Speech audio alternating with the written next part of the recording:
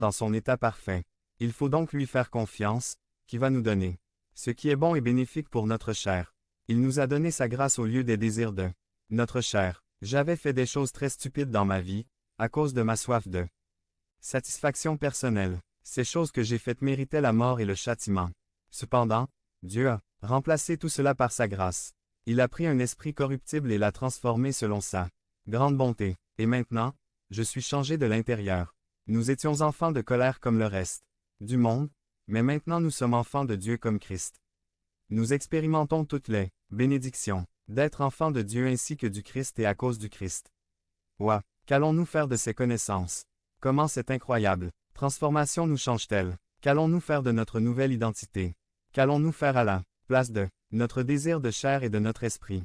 Écoutez le verset 10 de notre texte qui dit « Car nous sommes l'œuvre de Dieu, créée en Jésus-Christ, pour les bonnes œuvres que Dieu a préparées d'avance pour que nous les fassions. » 10. Chrétiens, c'est ce que nous sommes.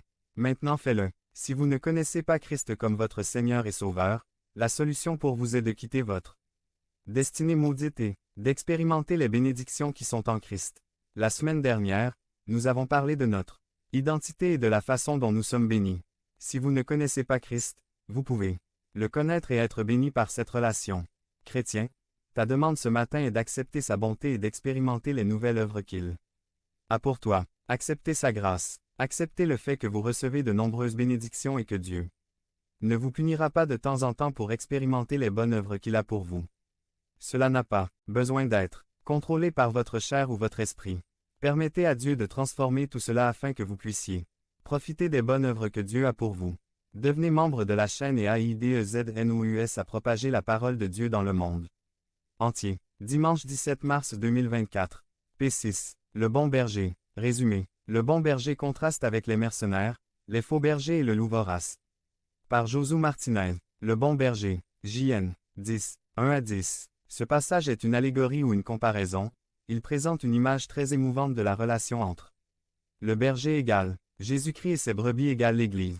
Dès le chapitre 9, Jésus-Christ affrontait les faux bergers d'Israël, les scribes et les pharisiens. Dieu ne les avait pas appelés au ministère, ils avaient eux-mêmes usurpé le poste, ils ne connaissaient même pas Dieu, ils ne se souciaient pas des brebis, mais ils les piétinaient. Ils les maintenaient soumis, avec leur dure tradition. Ils se sont exaltés et glorifiés. Le caractère de Jésus-Christ était totalement opposé à celui des pharisiens, c'est pourquoi ils le détestaient. Ils voulaient se débarrasser de lui au plus vite. De plus, Jésus-Christ se présente comme le bon pasteur, ce qui les accuse directement d'être de faux bergers. Les faux bergers ont toujours